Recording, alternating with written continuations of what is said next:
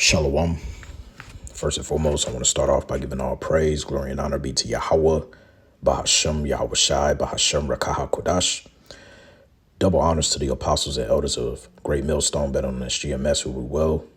Peace and salutations unto the hopeful elect, the tabernacle of David. Started with the 144,000, and the rest of the men, women, and children out of the 12 tribes, whom Yahweh Bahashem, Yahweh Shai will have mercy upon. This is your brother Matazabath, reported from the branch of the Great Millstone here in Melbourne, Australia. And I wanted to do a land back off the beloved elder Karate Zabath from the GMS Baltimore camp YouTube handle page, Biblical Defenders. Subscribe so that you may be edified. Now, in the last couple of days, I managed to catch up with a lot of the brethren's videos pertaining to this one individual here whom you see on the screen. All right, that's going around doing videos, chiming in of the situation between us here at Great Millstone and Vocab Malone, and other Israelite camps. And pretty much this cat is just looking for clout. That's pretty much all it is. And my time being in this truth, which I'm still a babe in this truth myself, I'm only 4 years in. I've seen a lot of individuals like this within my 4 years of being in this ministry come in, say the same rhetorical bullshit, try to pick up points and find loopholes with the doctrine of Yahweh Bashem Yahweh Shai, and it's all to no avail. Now, this individual who calls himself the Prince of Power, which really he should change it to the Prince of the Unlearned, he's going to make a statement pertaining to the Maccabees conquering the Edomites, but yet being under the treaty of Rome, which we say here at Great Millstone that, yes, indeed, the Romans were Edomites. All right.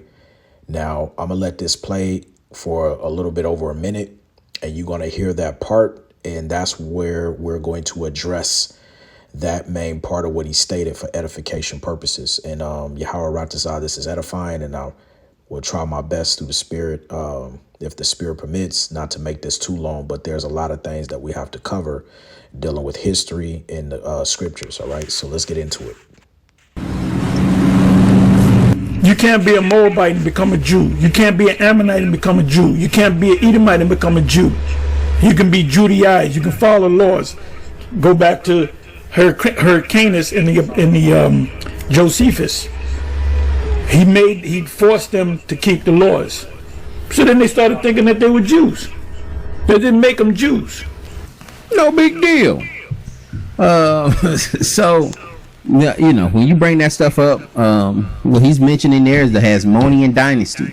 All right, when you're reading the book of Maccabees, first Maccabees, second Maccabees, third Maccabees, fourth Maccabees, whatever Maccabees you're reading, they're detailing a lineage of Maccabees who would end up being in rulership after we revolted against the Greeks, and had a victory against them, made a treaty with the Romans. We just and they thought they were Jews, but they're not Jews. They just thought they were Jews. Listen, they ain't think nothing. They were forced into doing that. They were forced into it. It ain't something that they wanted to do. What does that look like? What would that look like? What did it look like with Esther 8:17, where they became Jews? What did that look like? What did it look like when, as the apostle mentioned, that John Hyrcanus,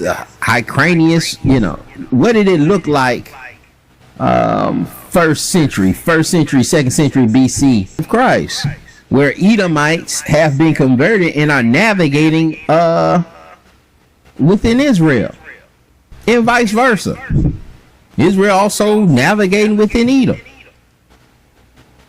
because we had conquered that land. But then the Romans came in and took certain parts, and with our foolishness, and our internal fightings. With all that being said, we're saying that I want you to think about what you're saying, Apostle. You're bringing out that we conquered Edom while while we're under a treaty with Rome. How are you making Rome and Edom? Then you're gonna have to explain how you're making Rome and Edom the same people. If Edom is conquered by Jews and converted in the first century, how are you saying Romans are Edomites? How are you saying Greeks are Edomites? And this is what I'm saying. When you start bringing other stuff out, you got to look at where you're poking other holes at within your doctrine.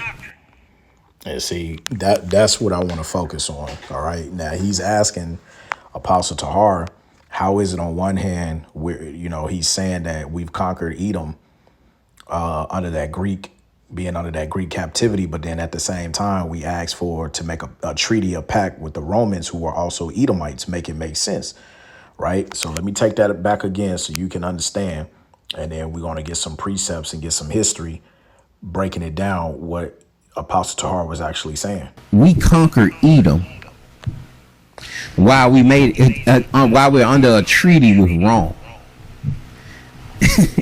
How are you making Rome and Edom? Then you're gonna have to explain how you're making Rome and Edom the same people. If Edom is conquered by Jews and converted in the first century, how are you saying Romans are Edomites? How are you saying Greeks are Edomites? And this is what I'm saying. When you start bringing other stuff out, you got to look at where you're poking other holes at within your doctrine. Research it. Yeah, see, he's one where he doesn't understand. The apostles, they've went into this many of times, man. They've covered topics like this many of times. Now, although some of those videos may not be on YouTube because a lot of channels have been taken down, okay? The apostles, they have various of different YouTube channels. So there were other YouTube channels where the apostles went over that history of proving that, right? It's just that you do not do your due diligent research, all right? I want to start off with a precept here in the book of Acts, and I bring this out all the time, and it seems to me that this is becoming more evident, all right, as these days goes on. And I want to bring this out real quick in Acts chapter 17, and right around here at verse 11, it says, and I'm going to start at verse 10. And the brethren immediately sent away Paul and Silas by night unto Berea, who coming thither went into the synagogue of the Jews. These were more noble than those in Thessalonica, and that they received the word with all readiness of mind and search the scriptures daily whether those things were so. Now he keep hopping on the freight train saying that we have to prove to him, we have to show him. We don't have to prove nothing to you, man. Okay. The Bible is clear when the scriptures says, let's get that right here in the Apocrypha, Ecclesiasticus 39:24. It says, as his ways are plain unto the holy, so are they stumbling blocks unto the wicked. It's not our job to sit up here. Otherwise, we find ourselves going up against Yahweh Bashem Yahushai when he didn't put a stumbling block upon you for you not to get it. You don't have the spirit of the church of Berea upon you to be able to search the scriptures or to take the things that we say, and then you should be studying to show thyself approved. You should be going into the history of what we bring out, aligning it with the precepts. And then at the end of the day, if the spirit is dealing with you, you have to be fully persuaded within your own mind. You see? So we're going to deal with that. All right. Now, I got pulled up here. Let me bring it up. All right. Let's bring this up. Now, we're going to start here at First Maccabees, the 8th chapter, because see, what you have to understand when you go into this history, yes, Esau, okay, when you deal with let's go to Revelation, the 13th chapter. Okay. Revelation 13:1, and I stood upon the sand of the sea and saw a beast rise up out of the sea, having 7 heads and 10 horns, and upon his horns 10 crowns, and upon his heads the name of blasphemy. Now, the 7 horns represents the 7 power structures or governments ruled by the Edomites. Okay. And how did Esau, Edom first come into power? Okay. They first came into power via way of the Greeks, which when you go to Daniel, the 8th chapter in the 21st verse, the goat, verse 21, it says, and the rough goat is the king of Grisha, and the great horn that is between his eyes is the first king. Now, we always go into this. When you look up the word rough, all right, Sha'ar, which is hairy, okay, and we know that Esau, okay, was hairy all over, or red all over like a hairy garment. Not necessarily saying that he was hairy, but he was red all over like a hairy garment, right? Now, when you look up First Maccabees, the 1st chapter, okay, and verse 1, which says, and it happened after that Alexander, son of Philip the Macedonian, who came out of the land of Kittim, and has smitten Darius, the king of the Persians and the Medes, that he reigned in his stead the first over Greece. So Alexander the Great was the first king over Greece through his father, Philip the Macedonian. Now, what nationality was Alexander? Now, it tells you he was Macedonian, but what is that according to the biblical nationality? Let's go from there to the book of Addition of Esther, chapter 7, and verse 10.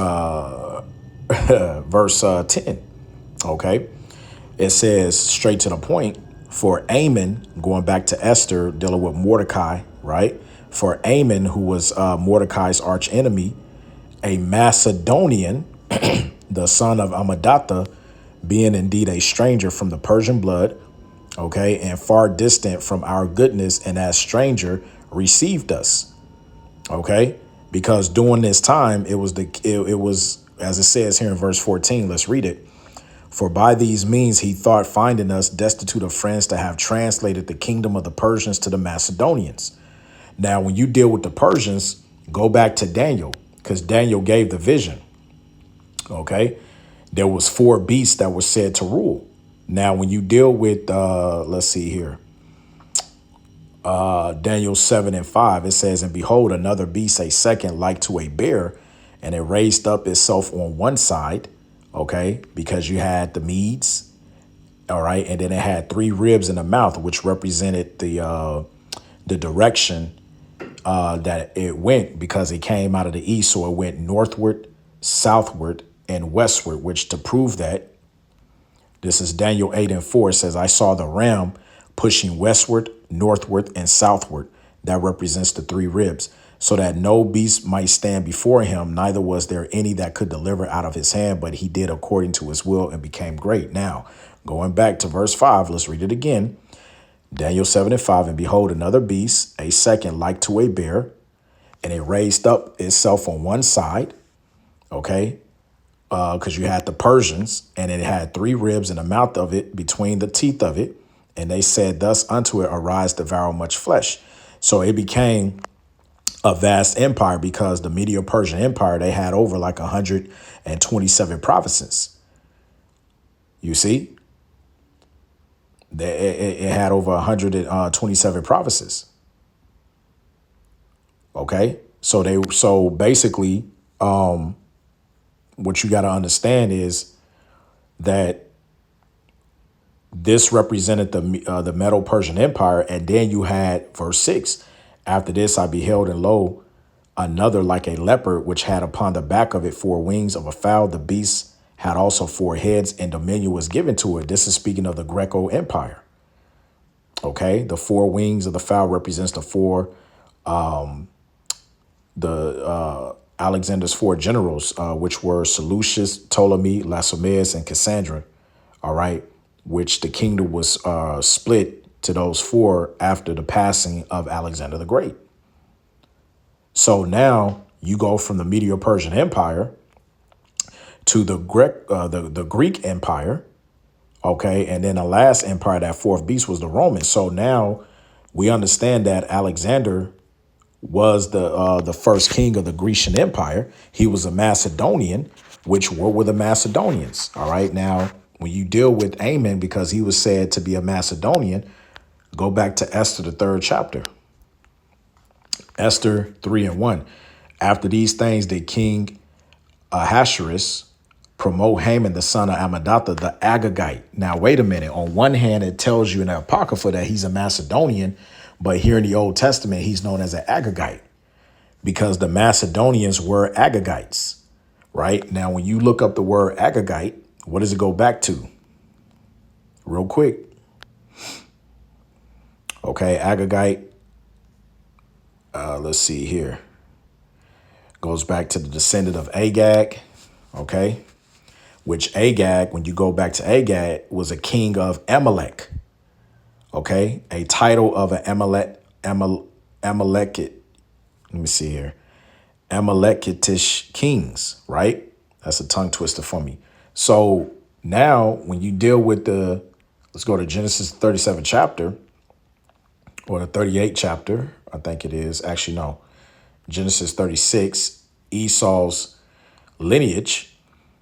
Get straight to the point. Genesis 36:11, and the sons of Eliphaz, which was the son of Esau, were Teman, Omar, Zepho, Katam, and Kenaz. And Timnah was concubine to Eliphaz, Esau's son, and she bare to Eliphaz Amalek. These were the sons of Adah, Esau's wife. So Amalek, okay, was a descendant of Esau, and he is known also as the chief tribe of Edomite. So the Agagites were Amalekites, which may make them Edomites.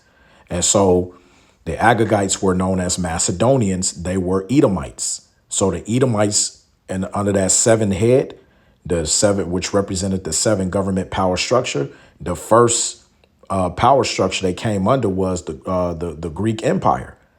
Started with Alexander the Great, which we call him.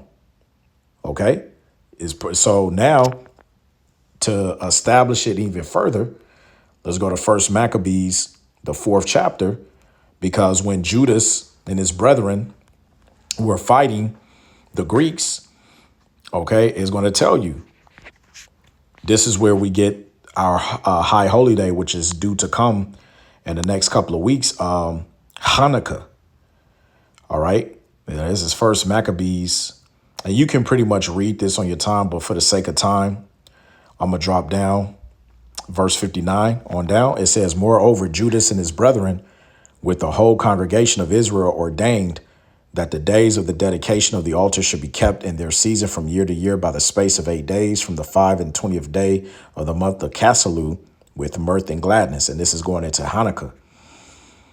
And at that time, also they builded up the Mount Zion and high walls and strong towers round about, lest the Gentiles shall come and tread it down as they had done before.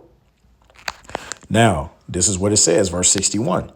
And they set, meaning the Jews, there a garrison to keep it, and fortified Beshura to preserve it, that the people might have a defense against Idumea, showing you that the Greeks were Idumea, which the word Idumea is the Greek way of saying Edom. They were Edomites. Okay, because we proved who Alexander's lineage goes back to. He was a Macedonian, which the Macedonians were Agagites, which Agagite is a title for an Amalekite king, all right, ruling over the Amalekites, which is the chief tribe of the Edomites. Okay, so now we just established, proving that the Greeks were Edomites. So now let's go from there and let's get the understanding. All right, and Salakia, these ads popping up. What the hell going on here? All right. This doesn't want to.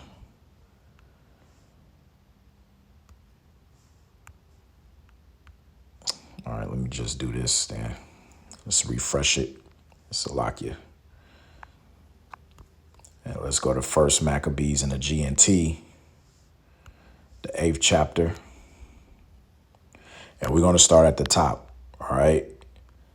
Now it says here, Judas had heard about the Romans and their reputation as a military power, and he knew that they welcomed all those who joined them as allies, and that those who came to them could be sure of the friendship of Rome. So now, because he asked in the video to explain, which we explained how Edom were the Greeks, but explain how Esau was also the Romans. Well, because when you go back to Daniel, okay, they didn't just rule as the I keep wanting to say Greco-Roman Empire, but they didn't rule only as the Greeks. When you read verse 7, after this I saw in the night visions, and behold, a fourth beast, dreadful and terrible, and strong exceedingly, and it had great iron teeth. It devoured and brake in pieces, and stampede the residue with the feet of it. And it was diverse from all the other beasts that were before it, and it had 10 horns. This is going into the ancient Roman Empire.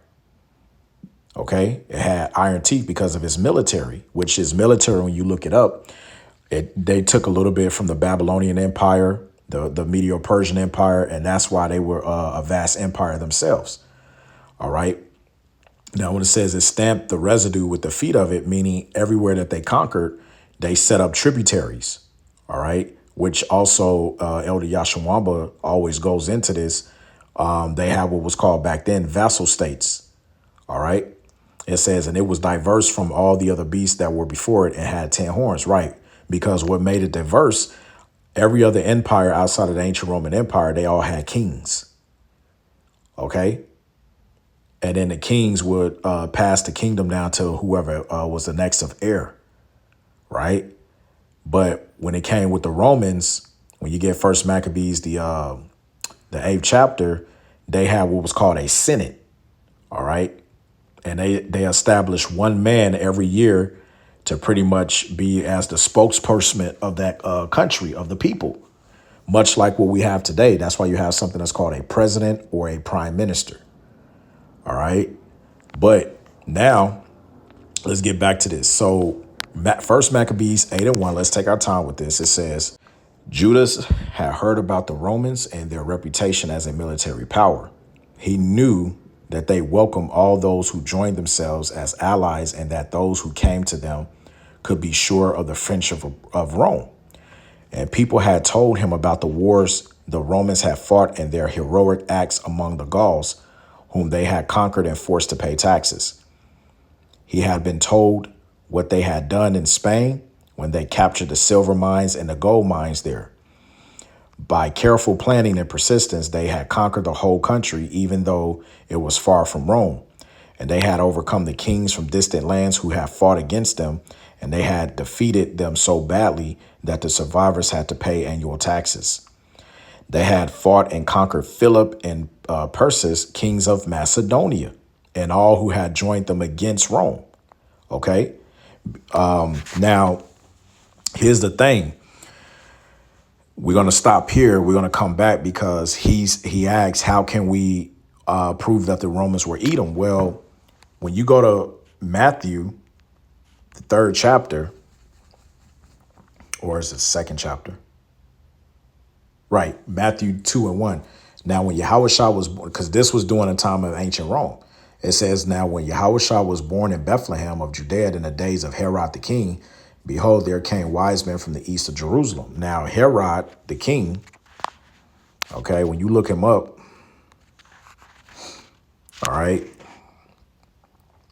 Herod was the son, or Herod the Great was the son of Antipater of Idumea, okay, because you had Edomites that were in control of Rome, not just the Roman Empire, but also the king of Judea. Now, this comes via way of a man named John Hyrcanus, which let's grab that. Now, this is from Wiseman Charles, who is Esau Edom. All right. So I'm going to read the middle passage here real quick to get some secular history. It says John Hyrcanus, because he mentioned him in the video, conquered the whole of Edom and undertook the forced conversion of its inhabitants to Judaism, which really it should be to our law, statutes, commandments as Israelites. All right, because we didn't make up Judaism. Esau did. And you can find this in Josephus of Antiquities. All right. And there's the chapter where you can view it. Now, Salakia, it goes on to say, thenceforth, the Edomites became a section of the Ish people, mainly the Israelites. It says, thus, at this juncture of time, the Edomites were then incorporated with the Israelite nation, and their country was called by the Greeks and Romans Idumea. All right, then they have here Mark 3, 8. Ptolemy Geography, verse 16. But the tide turned in favor of the Edomite faction when Julius Caesar made Antipater an Edomite. You see that? Julius Caesar, one of the emperors, okay, or Caesar, I should say, Salakia for the slip of the tongue, made Antipater an Edomite, procreator of Judea in 47 BC. Julius Caesar was an Edomite himself. It says, when Antipater was killed 4 years later, his son Herod gained power but was rejected by the Judites, right? Because he wasn't an Israelite. That's why he was rejected. Herod shrewdly gained the support of Rome. Why? Because they were the same fucking people, man. All right. And it was that time. That's why we're reading the history in First Maccabees, the 8th chapter. Why? Because that fourth beast, pursuant to Daniel, the 7th chapter, had to come in his stead. It said, with a Roman army at his heels, he returned to Palestine, and after a 6-month siege, he captured Jerusalem, became king of Judea in 37 BC, man. There you go. All right. So now when you read down, it says the land was not the kingdom of Judah, but the nation of the Jews, Judeans. Historically, the Edomites became known as Jews, a term derived from Judea, which was derived from the name Judah being the royal line of Israel, though they were never of Judah or Israel. Right. Then you have during Titus' siege of Jerusalem. All right. Which that's during the time when they took that down. Now, I want to stop there because I'm going to come back to this because it's all going to tie into the bigger picture. Now, we need to go back here because this is important. First Maccabees 8 and 6, it says they had even defeated Antiochus or Antiochus the Great, or Antiochus Epiphanes, king of Syria, who attacked them with 120 elephants, cavalry chariots, and a powerful army. Because keep in mind, Antiochus, he was under that Seleucus line, all right, and basically he was been considered a Greek, a Macedonian. He was an Edomite, okay. And it's telling you that the Edomites of Rome defeated, all right, the Edomites under Antiochus, his army, that is.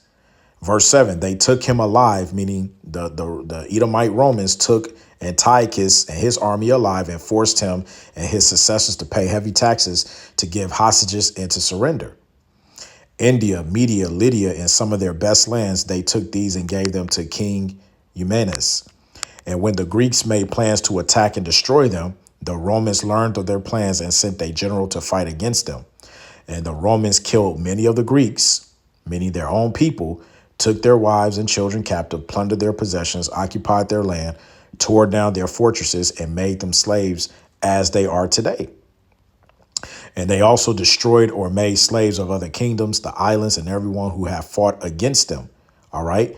And that's what it meant when it said in Daniel, the 7th chapter, they had iron teeth. They had a vast military. OK, and they stampede the residue, meaning everyone else that they took down, they made to pay them taxes and tributaries. Verse 12. But they maintained their friendship with their allies and those who relied on them for protection. And they conquered kings near and far, and everyone who heard of their reputation was afraid of them. And they helped some men to become kings while they disposed others. They have become a world power. OK, notice it says they helped some men to become kings. We read that Antipater, son Herod, he became a king.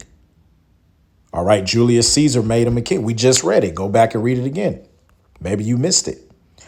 It says, but the tide turned in favor of the Edomite faction when Julius Caesar made Antipater an Edomite, procreator of Judea in 47 BC. And when Antipater was killed 4 years later, his son Herod gained power, but was rejected by the Judites. It says Herod shrewdly gained the support of Rome. OK, there you have it. So the scripture, see, history matches up with the prophecy, the scriptures. Verse 14, in spite of all this, no Roman ever tried to advance his own position by wearing a crown or putting on royal robes. They created a senate, and each day 320 senators came together to deliberate about the affairs of the people and their well-being. Each year they entrusted to one man the responsibility of governing them and controlling their whole territory. Everyone obeyed this one man, and there was no envy or jealousy among them. And this is where it says in Daniel 7, going back there, verse 7, where it talks about it was diverse from all the other beasts that were before it. That's what it means. Because unlike the other empires, they all had a king. But when it came time to the Romans, they dedicated that responsibility to one man through a senate. That's what made them diverse through all the other empires. All right. That's the precept there. But continuing on, dropping down verse 17, Judas chose Polymus, the son of John and grandson of Achas, and Jason, son of Eleazar, and sent them to Rome to make a treaty of friendship and alliance with the Romans. Why? Because you read it at the start. Okay, they had a reputation as a military power. Okay, and they had a good friendship with their allies. That's why the Israelites during this time, or the Jews, I should say, they wanted to make a treaty. So when you ask the question and say, oh, well, how can you conquer the Edomites? On the one hand, which we read in First Maccabees, the 4th chapter, they put garrisons in Idumea, but also we read in history that John Hyrcanus did force them, right? Well, guess what? At the same token, you had Edomites, okay, under the they were ruling in Rome because Rome had to come up in power. Now, during that time, what you got to understand, before the Edomite Romans took us down, we made a treaty with them. OK, but now let's go back to that. It says during Titus' siege of Jerusalem, 66 to 70 AD, 20,000 Idumeans appeared before Jerusalem to fight in behalf of the Zealots who were besieging the temple. So you had Edomites that actually did help us. Right. It says about 97,000 inhabitants of Judea were taken captive, and an unknown number had fled either before or during the siege. Now, one thing I also want to mention, because when you deal with prophecy, let's go to Daniel, the 9th chapter. Daniel 9 and 27, because this is referring to the ancient Roman Empire. It says, and he shall confirm the covenant with many for 1 week. All right. And in the midst of the week, he shall cause the sacrifice and the oblation to cease, and for the overspreading of abominations, he shall make it desolate even until the consummation, and that determined shall be poured upon the desolate. Now, what did Yahushua say? Showing you that this was dealing with the ancient Roman Empire. Okay. Let's see here.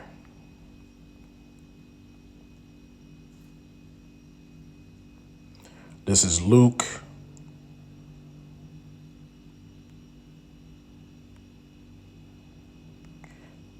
And I might just be reading over it. Give me a second.